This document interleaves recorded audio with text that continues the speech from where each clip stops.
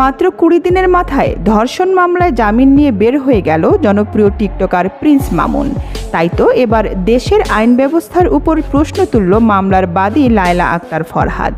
লায়লা জানায়, বড় আশা নিয়ে মামলাটি করেছিলাম, ভেবেছিলাম আমি আমার অধিকার ফিরে পাব, কিন্তু মামুন জামিন নিয়ে বের হয়ে যাওয়ায় আমার সেই আশাটুকু হারিয়ে গেল।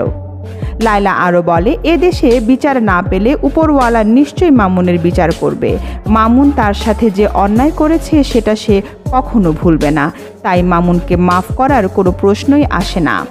লায়লা আরও জানায়, মামুনের সব চাহিদা পূরণ করতে গিয়ে 30 লাখ টাকা ঋণও হয়েছে লায়লার, সে টাকাও মামুনের কাছ থেকে উদ্ধার করবে লায়লা।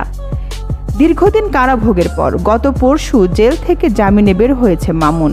সোশ্যাল মিডিয়ায় ছড়িয়ে পড়া কয়েকটি ভিডিওতে দেখা যাচ্ছে মামুনকে ফুল দিয়ে বরণ করে নিচ্ছে তার পরিবার ও ভক্তরা।